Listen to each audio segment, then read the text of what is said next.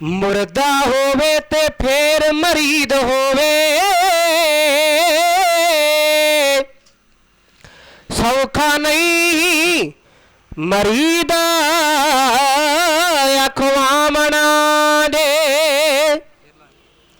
मुर्दा होवे ते फिर मरीद होवे,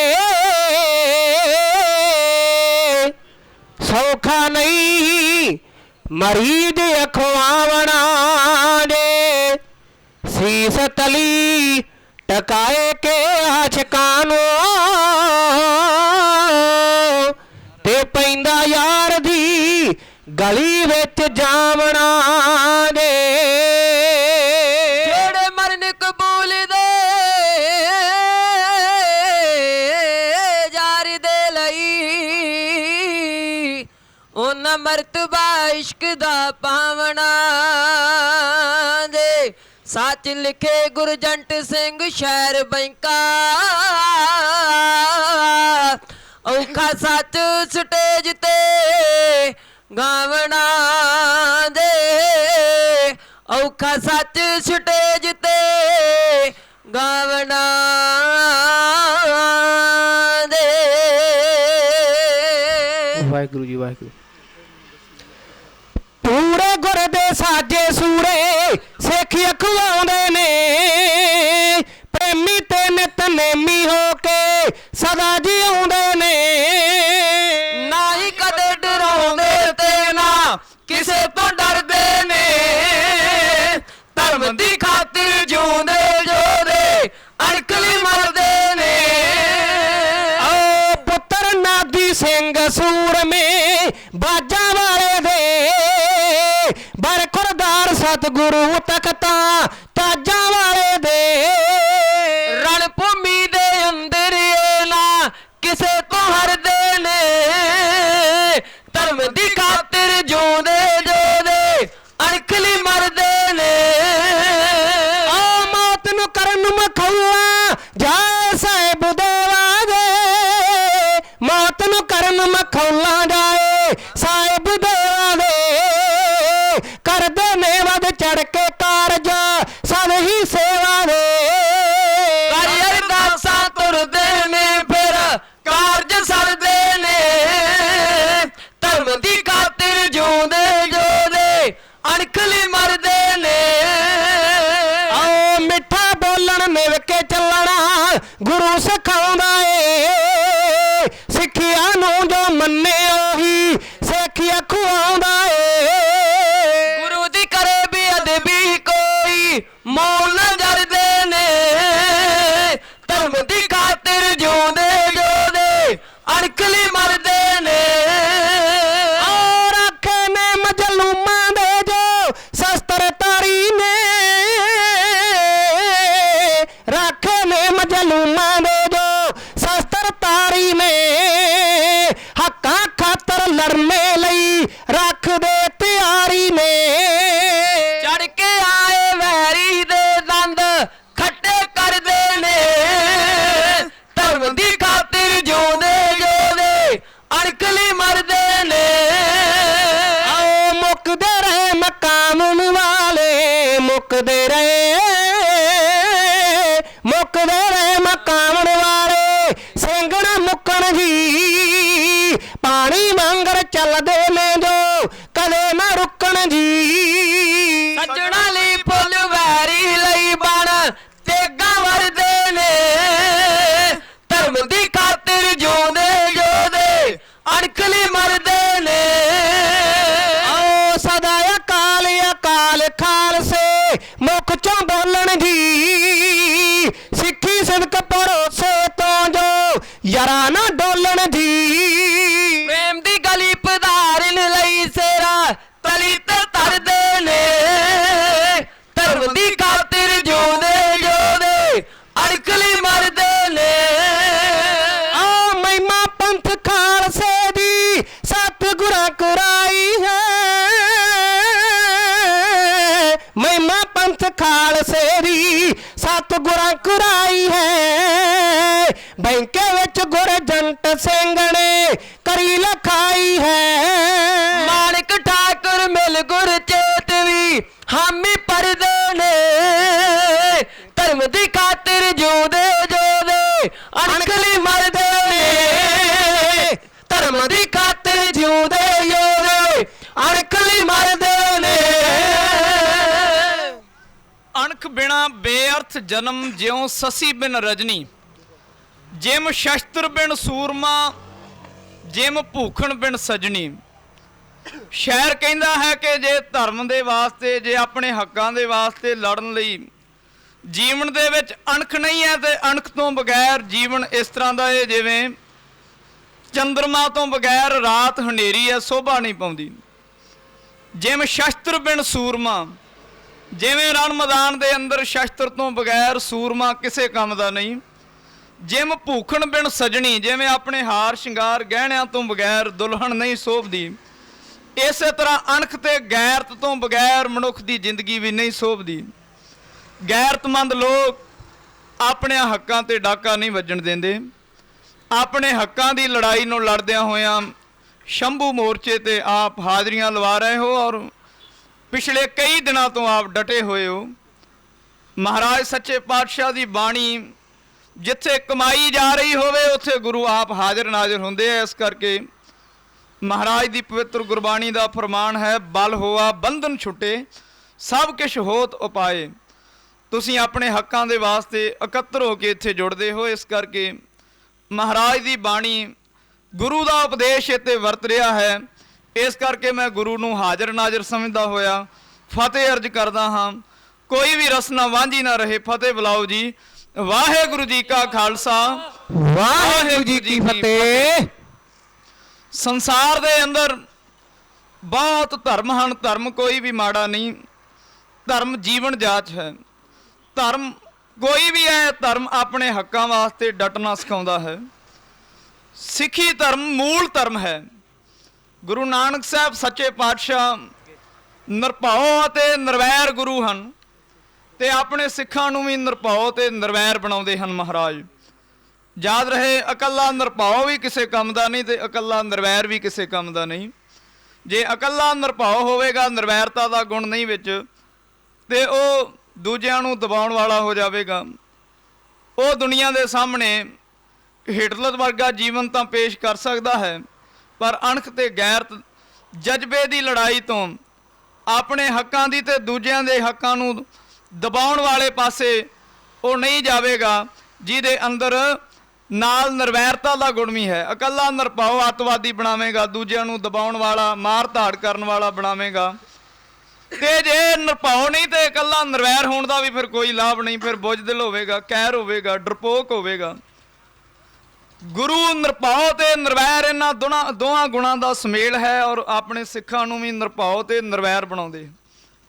ਅਸੀਂ ਉਹਨਾਂ ਵਿੱਚੋਂ ਹਾਂ ਜਿਹੜੇ ਦੂਜਿਆਂ ਦੇ ਹੱਕ ਵੀ ਛਡਾ ਕੇ ਦਿੰਦੇ ਰਹੇ ਤੇ ਆਪਣੇ ਹੱਕਾਂ ਵਾਸਤੇ ਸਦਾ ਹੀ ਡਟਦੇ ਰਹੇ। ਇਹ ਮੋਰਚਾ ਕਿਸੇ ਇੱਕ ਧੜੇ ਦਾ ਨਹੀਂ, ਕਿਸੇ ਇੱਕ ਜਥੇਬੰਦੀ ਦਾ ਨਹੀਂ, ਇਹ ਕਲਾਕਾਰ ਵੀਰਾਂ ਦਾ ਨਹੀਂ ਹੈ, ਇਹ ਸੰਘਰਸ਼ ਕਮੇਟੀ ਵਾਲੇ ਵੀਰਾਂ ਦਾ ਨਹੀਂ ਹੈ। ਕਿਸਾਨੀ ਦੇ ਨਾਲ ਸੰਬੰਧਿਤ ਹਰੇਕ ਬੰਦੇ ਦਾ ਫਰਜ਼ ਬਣਦਾ ਹੈ ਇੱਥੇ ਆ ਕੇ ਡਟਣ ਦਾ, ਕਿਉਂਕਿ ਕਿਸਾਨੀ ਹੈ ਤਾਂ ਪੰਜਾਬ ਦੀ ਆਰਥਿਕ ਸਥਿਤੀ ਹੈ। ਕਿਸੇ ਵੀ ਕੌਮ ਨੂੰ ਜਦੋਂ ਗਿਰਾਵਟ ਦੇ ਵਿੱਚ ਲਿਆਉਣਾ ਹੋਵੇ ਤੇ ਉਹਨੂੰ ਦੋ ਪੱਖਾਂ ਤੋਂ ਕਮਜ਼ੋਰ ਕੀਤਾ ਜਾਂਦਾ ਹੈ। ਪਹਿਲਾ ਪੱਖ ਹੈ ਉਹਦਾ ਧਾਰਮਿਕ ਪੱਖ ਤੇ ਦੂਜਾ ਹੈ ਆਰਥਿਕ ਪੱਖ। ਸਾਡੇ ਧਰਮ ਦੇ ਵਿੱਚ ਮਿਲਾਵਟਾਂ ਕਰਨ ਵਾਸਤੇ ਤਾਂ ਬਹੁਤ ਕੋਝੀਆਂ ਘਾੜਤਾਂ ਘੜੀਆਂ ਗਈਆਂ ਔਰ ਅੱਗੇ ਵੀ ਇਹ ਕੰਮ ਜਾਰੀ ਹੈ। ਸਾਡੇ ਲਿਟਰੇਚਰ ਬਦਲੇ ਜਾ ਰਹੇ ਹਨ, ਸਾਡੇ ਇਤਿਹਾਸਕ ਗ੍ਰੰਥਾਂ ਦੇ ਵਿੱਚ ਮਿਲਾਵਟਾਂ ਹੋ ਰਹੀਆਂ ਹਨ। ਛੋਟੇ ਛੋਟੇ ਬੱਚਿਆਂ ਨੂੰ ਸਕੂਲਾਂ ਦੇ ਵਿੱਚ ਜਿਹੜੇ ਲਿਟਰੇਚਰ ਪਹੁੰਚ ਰਹੇ ਨੇ, ਆਉਣ ਵਾਲੇ ਕੁਝ ਸਾਲਾਂ ਦੇ ਵਿੱਚ ਪਤਾ ਲੱਗੇਗਾ ਕਿ ਕਿੱਡੀ ਵੱਡੀ ਘੁਸਪੈਠ ਸਾਡੇ ਵਿਰੋਧੀਆਂ ਵੱਲੋਂ ਕੀਤੀ ਜਾ ਰਹੀ ਹੈ। ਤੇ ਇਹ ਜਿਹੜੇ ਆਰਡੀਨੈਂਸ ਜਾਰੀ ਹੋਏ, ਕਾਲਾ ਕਾਨੂੰਨ, ਕੋਈ ਬਹੁਤਾ ਮੈਨੂੰ ਇਹਦੇ ਤੇ ਬੋਲਣ ਦਾ ਨਹੀਂ, ਕਿਉਂਕਿ ਆਪ ਕਈ ਦਿਨਾਂ ਤੋਂ ਸਰਵਣ ਕਰ ਰਹੇ ਹੋ ਟੈਲੀਵਿਜ਼ਨ ਦੇ ਮਾਧਿਅਮ ਰਾਹੀਂ, ਸੋਸ਼ਲ ਮੀਡੀਆ ਤੇ ਇਹਨਾਂ ਮੋਰਚਿਆਂ ਦੇ ਵਿੱਚ ਆਪ ਸਮਝ ਚੁੱਕੇ ਹੋ ਕਿ ਕਿਤਨੇ ਘਾਤਕ ਕਾਨੂੰਨ ਹਨ ਪੰਜਾਬ ਦੀ ਕਿਸਾਨੀ ਦੇ ਵਾਸਤੇ, ਪੰਜਾਬ ਦੀ ਆਰਥਿਕ ਸਥਿਤੀ ਨੂੰ ਗਿਰਾਵਟ ਦੇ ਵਿੱਚ ਲਿਆਉਣ ਵਾਸਤੇ ਇਹ ਕਿਸ ਤਰ੍ਹਾਂ ਦੇ ਸਿੱਧ ਹੋਣਗੇ। ਆਪ ਇਸ ਗੱਲ ਨੂੰ ਜਾਣ ਚੁੱਕੇ ਹੋ। ਦਾਸ ਸੰਪਰਦਾਇ ਦਲ ਬਾਬਾ ਬਿਧੀ ਚੰਦ ਸਾਹਿਬ ਵੱਲੋਂ ਦਲ ਪੰਥ ਦੇ 12ਵੇਂ ਮੁਖੀ ਜਥੇਦਾਰ ਸਿੰਘ ਸਾਹਿਬ ਸ਼੍ਰੀ ਮਾਨ ਸੰਤ ਬਾਬਾ ਅਵਤਾਰ ਸਿੰਘ ਸਾਹਿਬ ਜੀ ਮਹਾਂਪੁਰਖਾਂ ਵੱਲੋਂ ਹਾਜ਼ਰੀ ਲਵਾਉਣ ਵਾਸਤੇ ਅੱਜ ਦੇ ਇਸ ਮੋਰਚੇ ਦੇ ਅੰਦਰ ਹਾਜ਼ਰ ਹੋਏ ਹਾਂ, ਕਿਉਂਕਿ ਇਹ ਜਿੱਥੇ ਕਿਸਾਨ ਵੀਰਾਂ ਦਾ ਧਰਮ ਹੈ, ਫਰਜ਼ ਹੈ ਇਹਨਾਂ ਮੋਰਚਿਆਂ ਦੇ ਵਿੱਚ ਡਟਣ ਦਾ, ਉੱਥੇ ਜਥੇਬੰਦੀਆਂ ਦਾ ਵੀ ਇਹ ਪਰਮ ਧਰਮ ਹੈ।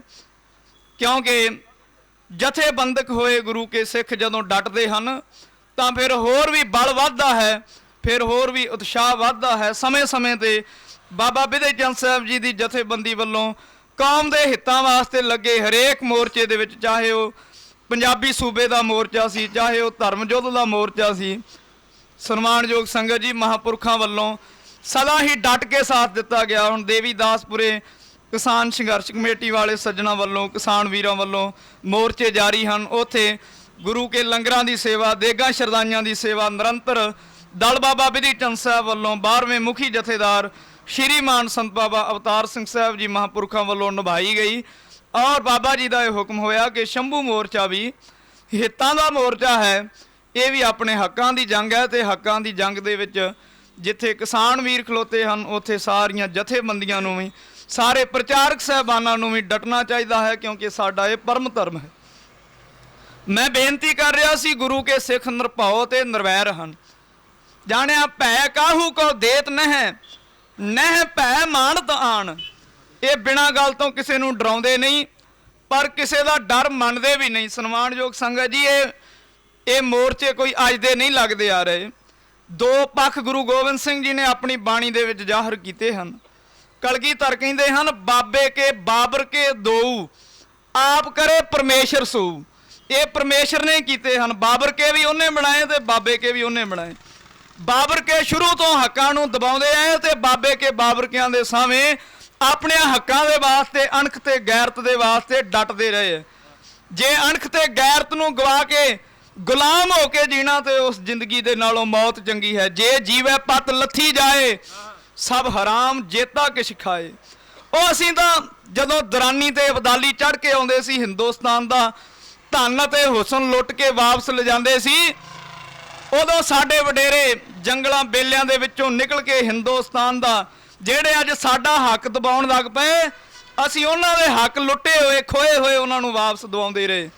ਤੇ ਜਿਹੜੇ ਦੂਜਿਆਂ ਦੇ ਹੱਕਾਂ ਵਾਸਤੇ ਲੜ ਸਕਦੇ ਆ, ਇਹ ਮਤਾ ਮੋਦੀ ਸਾਹਿਬ ਇਹ ਗੱਲ ਭਰਮ ਦੇ ਵਿੱਚ ਰੱਖਿਓ ਕਿ ਉਹ ਆਪਣੇ ਹੱਕਾਂ ਵਾਸਤੇ ਨਹੀਂ ਲੜ ਸਕਦੇ। ਸਾਨੂੰ ਆਪਣੇ ਹੱਕਾਂ ਵਾਸਤੇ ਮਰ ਮਿਟਣਾ ਆਉਂਦਾ ਹੈ। ਸਾਡੇ ਵਡੇਰਿਆਂ ਦਾ ਇਤਿਹਾਸ ਇਸ ਗੱਲ ਦੀ ਗਵਾਹੀ ਭਰਦਾ ਏ ਕਿ ਅਸੀਂ ਦੂਜਿਆਂ ਦੇ ਹੱਕਾਂ ਦੇ ਵਾਸਤੇ, ਜਿੱਥੇ ਪਰਾਏ ਕਿਸੇ ਗੈਰ ਸਿੱਖਾਂ ਦੇ ਹੱਕਾਂ ਨੂੰ ਦਬਾਉਣ ਦੀ ਗੱਲ ਚੱਲੀ, ਉੱਥੇ ਵੀ ਡਟ ਗਏ। ਤਾਂ ਇਹ ਤਾਂ ਸਾਡੇ ਆਪਣੇ ਹੱਕਾਂ ਦੀ ਜੰਗ ਹੈ।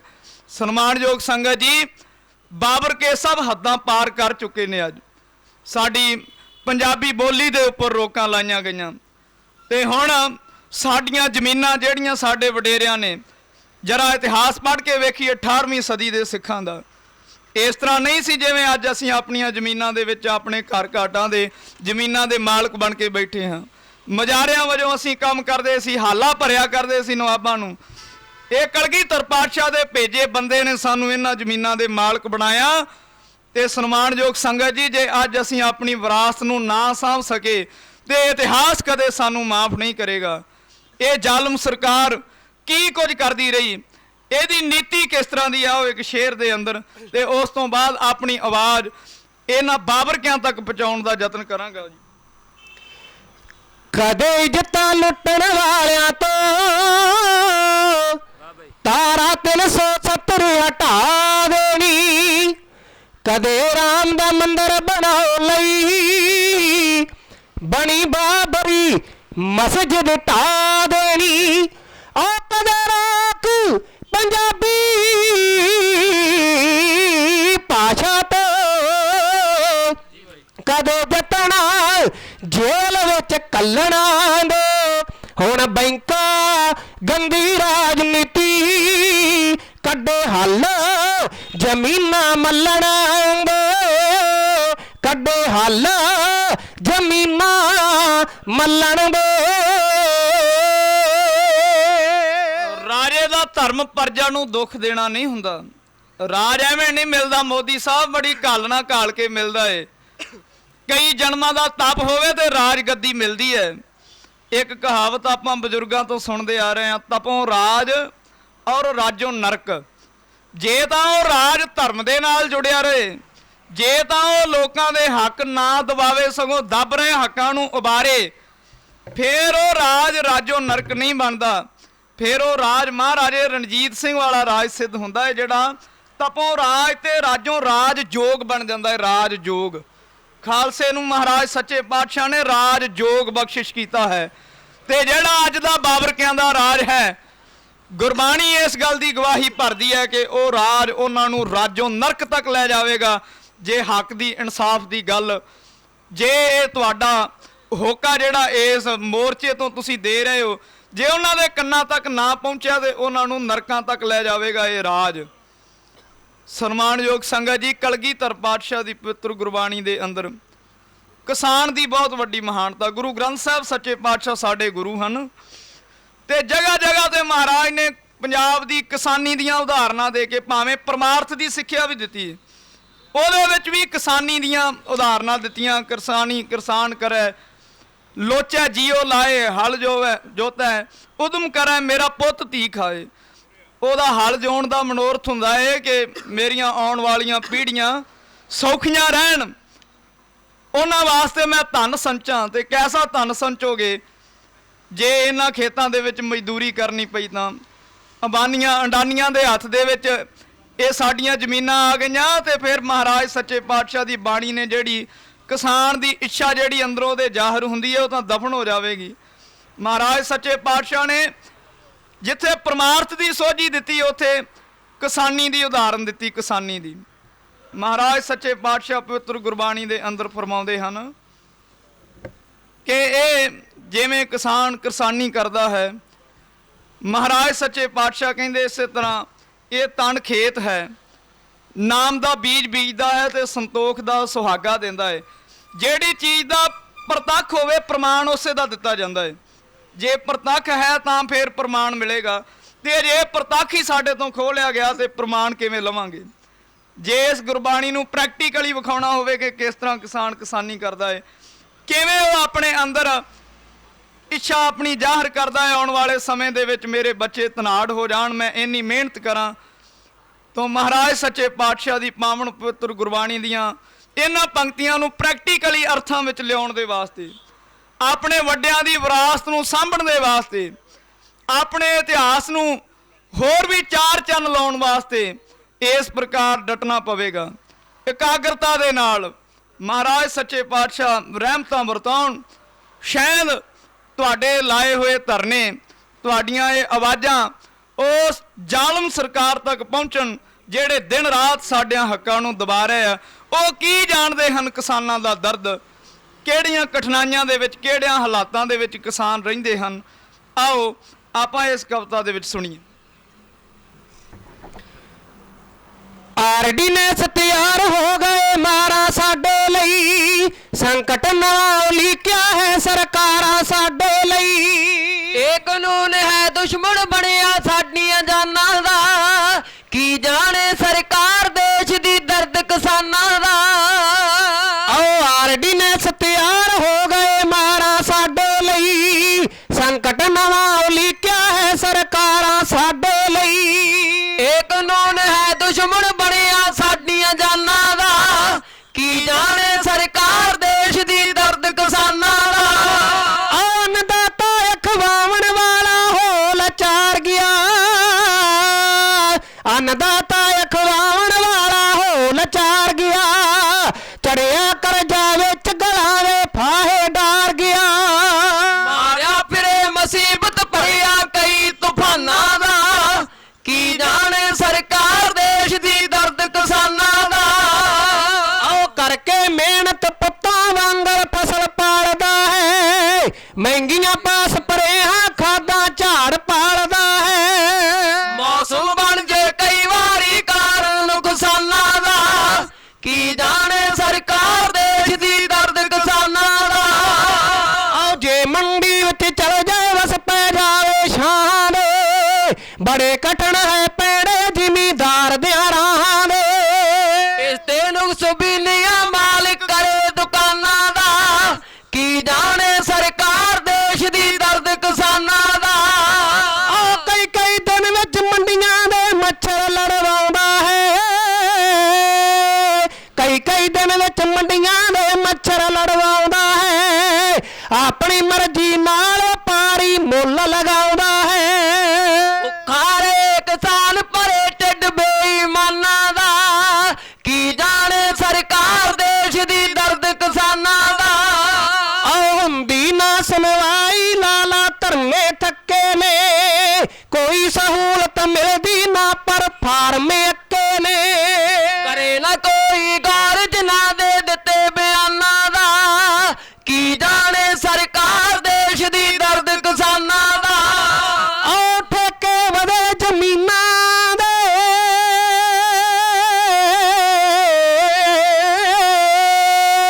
ਠੇਕੇ ਵਧੇ ਜ਼ਮੀਨਾਂ ਦੇ, ਮੁੱਲ ਵਧੇ ਨਾ ਫਸਲਾਂ ਦਾ, ਵੱਲ ਵਿਦੇਸ਼ ਧਿਆਨ ਹੋ ਗਿਆ ਨਵੀਆਂ ਨਸਲਾਂ ਦਾ।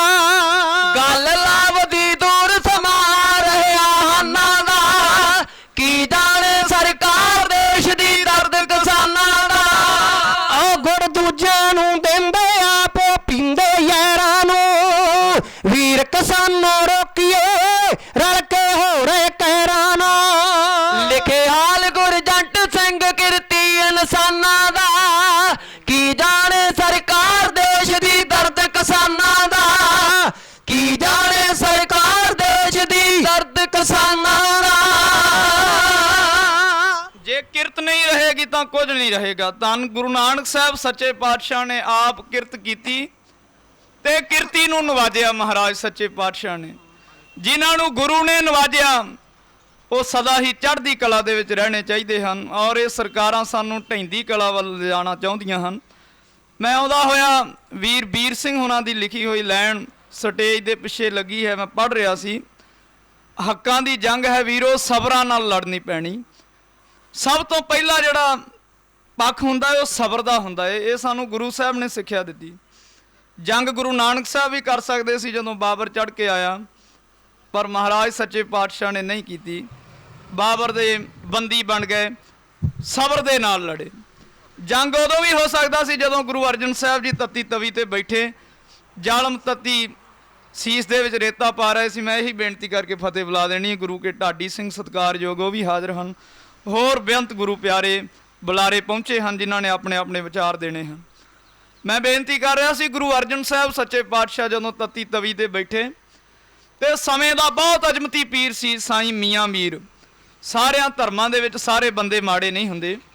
ਸਾਈਂ ਮੀਆਂ ਮੀਰ ਨੇ ਆਖਿਆ, ਮਹਾਰਾਜ ਸੱਚੇ ਪਾਤਸ਼ਾਹ ਐਡੀ ਤਾਕਤ ਦੇ ਹੁੰਦੇ ਆ, ਐਡੀ ਸ਼ਕਤੀ ਦੇ ਹੁੰਦੇ ਆ, ਤੱਤੀ ਤਵੀ ਤੇ ਬੈਠੇ ਹੋ, ਜ਼ਾਲਮ ਤੱਤੀ ਰੇਤ ਸਿਰ ਵਿੱਚ ਪਾ ਰਹੇ ਆ, ਹੁਕਮ ਕਰੋ ਦਿੱਲੀ ਤੇ ਲਾਹੌਰ ਦੀ ਇੱਟ ਨਾਲ ਇੱਟ ਖੜਕਾ ਦੇਵਾਂ।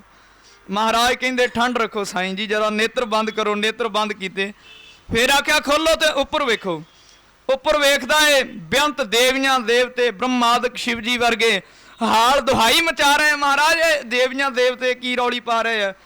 ਗੁਰਦੇਵ ਕਹਿਣ ਲੱਗੇ, ਸਾਈਂ ਜੀ ਜੋ ਤੁਸੀਂ ਕਹਿ ਰਹੇ ਹੋ, ਜਿਹੜੀ ਆਗਿਆ ਤੁਸੀਂ ਮੰਗ ਰਹੇ ਹੋ, ਇਹ ਸਾਰੇ ਉਹੀ ਆਗਿਆ ਮੰਗ ਰਹੇ। ਜੇ ਚਾਹੀਏ ਤਾਂ ਅਸੀਂ ਦਿੱਲੀ ਤੇ ਲਾਹੌਰ ਦੀ ਇੱਟ ਨਾਲ ਇੱਟ ਖੜਕਾ ਸਕਦੇ ਹਾਂ, ਪਰ ਸਾਡਾ ਪੱਖ ਅਜੇ ਸਬਰ ਦਾ ਹੈ। ਪਹਿਲੀ ਲੜਾਈ ਸਬਰ ਦੀ ਹੁੰਦੀ ਹੈ। ਰਾਜਨੀਤੀ ਦੇ 4 ਪਾਵੇ ਹੁੰਦੇ ਆ, ਸ਼ਾਮ ਦਾਮ ਅਰ ਦੰਡ ਭੇਦ। ਸਭ ਤੋਂ ਪਹਿਲਾਂ ਸ਼ਾਮ ਨੀਤੀ, ਹੁਣ ਜਿਵੇਂ ਆਪਣੇ ਤੇ ਖੇਡੀ ਜਾ ਰਹੀ ਹੈ ਨਾ, MSP ਨਹੀਂ ਘਟਾਈ ਜਾਵੇਗੀ।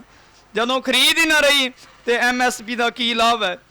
ਜਾਣਿਆ ਇਹ ਸਾਰੀ ਸ਼ਾਮ ਨੀਤੀ ਹੈ। ਸ਼ਾਮ ਨੀਤੀ ਸਭ ਤੋਂ ਪਹਿਲਾਂ ਪਿਆਰ ਦੇ ਨਾਲ ਅਗਲੇ ਨੂੰ ਲੈ ਲਓ ਬੁਲਾਵੇਂ ਦੇ ਵਿੱਚ, ਲਾਰੇ ਲਾ ਕੇ। ਇਲੈਕਸ਼ਨ ਦੇ ਦਿਨਾਂ ਵਿੱਚ ਸਾਡਿਆਂ ਘਰਾਂ ਵਿੱਚ ਆਉਂਦੇ ਆ ਲੋਕ, ਲੀਡਰ ਲੋਕ, ਵਰਕਰ ਲੋਕ, MLA MP ਬੜੀਆਂ ਥਾਪੀਆਂ ਦਿੰਦੇ, ਫਲਾਣਾ ਸਿਆਂ ਤੇਰੇ ਤੋਂ ਵੱਡਾ ਤਾਂ ਵਰਕਰ ਹੀ ਨਹੀਂ ਹੈ। ਜੇ ਇੱਥੇ ਤੂੰ ਨਾ ਹੁੰਦਾ ਤਾਂ ਸਾਨੂੰ ਵੋਟ ਇੱਥੋਂ ਮਿਲਣੀ ਕੋਈ ਨਹੀਂ।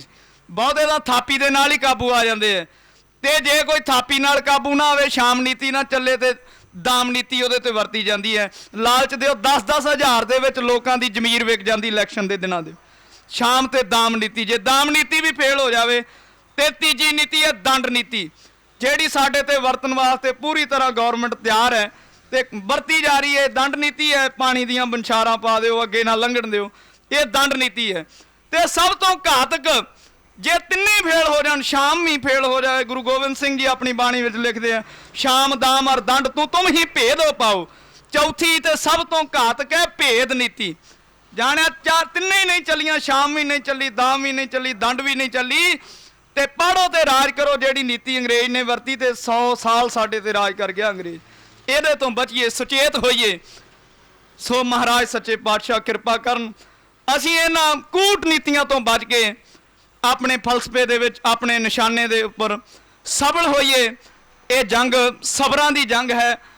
ਇਹ ਹੂਕ, ਇਹ ਪੁਕਾਰ ਜੇ ਸਰਕਾਰ ਨਹੀਂ ਸੁਣਦੀ ਤਾਂ ਮੈਂ ਅੱਜ ਦੇ ਇਸ ਸੋਸ਼ਲ ਮੀਡੀਆ ਦੇ ਮਾਧਿਅਮ ਦੇ ਨਾਲ ਬੇਨਤੀ ਕਰਾਂਗਾ, ਗੁਰੂ ਨੇ ਸਾਨੂੰ ਦੂਜਾ ਪੱਖ ਵੀ ਫਿਰ ਦਿੱਤਾ ਹੈ।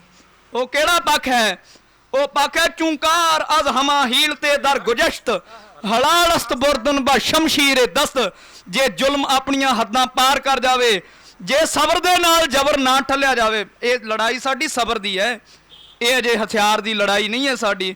ਤੇ ਅਸੀਂ ਚਾਹੁੰਦੇ ਹਾਂ ਕਿ ਸਬਰ ਦੇ ਨਾਲ ਹੀ ਮਸਲਾ ਹੱਲ ਹੋ ਜਾਵੇ। ਗੁਰੂ ਅਰਜਨ ਸਾਹਿਬ ਜੀ ਤੱਕ ਸਬਰ ਦੀ ਜੰਗ ਲੜੀ ਗਈ, ਪਰ ਜਦੋਂ ਸਬਰ ਦੇ ਨਾਲ ਜ਼ਬਰ ਨਾ ਠੱਲਿਆ ਗਿਆ ਤੇ ਫਿਰ ਗੁਰੂ ਕੇ ਢਾਡੀ ਸਿੰਘਾਂ ਨੇ ਗਾਵਿਆ, ਦੋ ਤਲਵਾਰੀ ਬੱਧੀਆਂ, ਇੱਕ ਮੀਰ ਦੀ, ਇੱਕ ਪੀਰ ਦੀ, ਇੱਕ ਅਜਮਤ ਦੀ, ਇੱਕ ਰਾਜ ਦੀ, ਇੱਕ ਰਾਖੀ ਕਰੇ ਵਜ਼ੀਰ ਦੀ, ਹਿੰਮਤ ਬਾਹਾ ਕੋਟ ਗੜ ਦਰਵਾਜ਼ਾ ਬਲਖ ਬਖੀਰ ਦੀ, ਨਾਲ ਸਿਪਾਹੀ ਨੀਲ ਨਲ ਮਾਰ ਦੁਸ਼ਟਾਂ ਕਰੇ ਤਾਗੀਰ ਦੀ, ਪੱਗ ਤੇਰੀ ਕੀ ਜਹਾਂਗੀਰ ਦੀ। ਫਿਰ ਸਾਨੂੰ ਸਮੇਂ ਦੀਆਂ ਸਰਕਾਰਾਂ, ਫਿਰ ਸਾਨੂੰ ਬਾਬਰ ਕਿਆਂ ਨੂੰ ਚੈਲੰਜ ਕਰਨਾ ਵੀ ਆਉਂਦਾ ਹੈ। ਤੋ ਗੁਰਦੇਵ ਕਿਰਪਾ ਕਰਨ, ਮਹਾਰਾਜ ਸੱਚੇ ਪਾਤਸ਼ਾਹ ਨੇ ਜਿਹੜਾ ਪਹਿਲਾ ਪੱਖ ਸਾਨੂੰ ਸਬਰ ਦਾ ਦਿੱਤਾ ਹੈ, ਇਹਦੇ ਨਾਲ ਹੀ ਜ਼ਬਰ ਠੱਲਿਆ ਜਾਵੇ, ਸਾਡੀ ਇਹ ਆਵਾਜ਼ ਬਾਬਰ ਕਿਆਂ ਤੱਕ ਪਹੁੰਚ ਜਾਵੇ, ਤੋ ਕਿਸਾਨਾਂ ਨੂੰ ਆਪਣੇ ਹੱਕ ਮਿਲਣ। ਇਹ ਕਾਮਨਾ ਕਰਦੇ ਹੋਏ ਖਿਮਾ ਦੇ ਜਾਚਕ ਹਾਂ, ਤਕੜੇ ਹੋ ਕੇ ਸਾਥ ਦਈਏ। ਬਹੁਤ ਸਾਡੇ ਸਤਿਕਾਰਯੋਗ ਵੀਰ, ਕਲਾਕਾਰ ਵੀਰ ਦੀਪ ਸਿੱਧੂ ਜੀ, ਅਸੀਂ ਇਹਨਾਂ ਨੂੰ ਸਰਵਣ ਕਰਦੇ ਰਹਿੰਦੇ ਹਾਂ। ਇਹ ਇੱਕ ਜਜ਼ਬਾ ਹੁੰਦਾ ਹੈ ਤੇ ਸਾਰਿਆਂ ਦੇ ਵਿੱਚ ਨਹੀਂ ਹੁੰਦਾ, ਜਿਨ੍ਹਾਂ ਨੂੰ ਗੁਰੂ ਬਖਸ਼ਦਾ ਹੈ। ਇਹ ਸੇਵਾ ਹੁੰਦੀ ਹੈ ਤੇ ਜਿਹਦੇ ਤੋਂ ਉਹਨੇ ਸੇਵਾ ਲੈਣੀ ਹੋਵੇ ਉਹਨੂੰ ਵਡਿਆਈ ਬਖਸ਼ਦਾ ਹੈ। ਤੋ ਇਹ ਸਾਰੀ ਤੁਹਾਡੀ ਸਾਰਿਆਂ ਦੀ ਜੰਗ ਹੈ, ਇਕੱਲੇ ਦੀਪ ਸਿੱਧੂ ਦੀ ਨਹੀਂ ਹੈ। ਤੋ ਮਹਾਰਾਜ ਸੱਚੇ ਪਾਤਸ਼ਾਹ ਕਿਰਪਾ ਕਰਨ, ਬਲ ਹੋਆ ਬੰਧਨ ਛੁੱਟੇ ਸਭ ਕਿਛ ਹੋ ਤੋਂ ਪਾਏ। ਜੇ ਇਸੇ ਤਰ੍ਹਾਂ ਇਕਾਗਰਤਾ ਦੇ ਨਾਲ ਡਟ ਕੇ ਰਹੋਗੇ ਤੇ ਸਭ ਬੰਧਨ ਟੁੱਟ ਜਾਣਗੇ, ਬਾਣੀ ਆਖਦੀ ਹੈ। ਤੇ ਜੇ ਬਲ ਟੁੱਟ ਗਿਆ, ਜੇ ਆਪੋ ਧਾਪੀ ਪੈ ਗਈ, ਆਪਣੀਆਂ ਚੌਧਰਾਂ ਨੂੰ ਪੈ ਗਿਆ, ਤੇ ਮਹਾਰਾਜ ਕਹਿੰਦੇ ਬਲ ਛੁੱਟ ਕੇ ਉਹ ਬੰਧਨ ਪਰੇ ਕਛੂ ਨਾ ਹੋ ਤੋਂ ਪਾਏ, ਫਿਰ ਨਹੀਂ ਕੁਝ ਹੋਵੇਗਾ। ਸੋ ਦਲ ਬਾਬਾ ਬਿਧੀ ਚੰਦ ਸਾਹਿਬ ਵੱਲੋਂ ਸੰਪਰਦਾਇ ਦਲ ਬਾਬਾ ਬਿਧੀ ਚੰਦ ਸਾਹਿਬ ਜੀ ਦੇ 12ਵੇਂ ਮੁਖੀ ਜਥੇਦਾਰ ਸ਼੍ਰੀ ਮਾਨ ਸੰਤ ਬਾਬਾ ਅਵਤਾਰ ਸਿੰਘ ਸਾਹਿਬ ਜੀ ਮਹਾਂਪੁਰਖਾਂ ਵੱਲੋਂ ਆਪ ਸਾਰਿਆਂ ਦੀ ਚੜ੍ਹਦੀ ਕਲਾ ਦੀ ਅਰਦਾਸ ਕਰਦਾ ਹੋਇਆ ਖਿਮਾ ਦਾ ਜਾਚਕਾਂ ਉਹ ਸਾਰੇ ਇੱਕ ਵਾਰੀ ਅਰਦਾਸ ਕਰੀਏ। ਨਾਨਕ ਨਾਮ ਚੜ੍ਹਦੀ ਕਲਾ ਤੇਰੇ ਭਾਣੇ ਸਰਬੱਤ ਦਾ ਭਲਾ, ਤੇ ਖਾਲਸੇ ਦੀ ਚੜ੍ਹਦੀ ਕਲਾ ਦਾ ਪ੍ਰਤੀਕ ਇੱਕ ਮੈਂ ਜੰਗੀ ਜਕਾਰਾ ਗਜਾਵਾਂਗਾ, ਨਾਲ ਹੀ ਫਤਿਹ ਬੁਲਾ ਦੇਵਾਂਗਾ। ਸਾਰਿਆਂ ਨੇ ਸਾਥ ਦੇਣਾ। ਜਕਾਰਾ ਗਿਆਵੇ ਸੋ ਨਿਹਾਲ ਹੋ ਜਾਵੇ। ਸਤਿ ਸ੍ਰੀ ਅਕਾਲ। ਗੁਰਬਰੀ ਅਕਾਲ। ਚਟਿਆਂ ਬਾਜਾਂ ਵਾਲਿਓ ਸਤਿਗੁਰੂ ਰੱਖ ਲਿਓ ਬਿਰਦ ਬਾਣੇ ਦੀ ਲਾਜ। ਚਿੱਤੋ ਗੁਪਤੋ ਸ਼ਹੀਦੋ ਸਿੰਘੋ ਸਰਬੱਤ ਗੁਰੂ ਖਾਲਸੇ ਸਿੰਘ ਸਾਹਿਬ ਜੀ ਕੋ ਸਤਿ ਸ੍ਰੀ ਅਕਾਲ। ਦੇਗ ਦੇਗ ਫਤਿਹ। ਗੁਰੂ ਖਾਲਸੇ ਦੀ ਹਰ ਮੈਦਾਨ ਫਤਿਹ। ਵਾਹਿਗੁਰੂ ਜੀ ਕਾ ਖਾਲਸਾ, ਵਾਹਿਗੁਰੂ ਜੀ ਕੀ ਫਤਿਹ।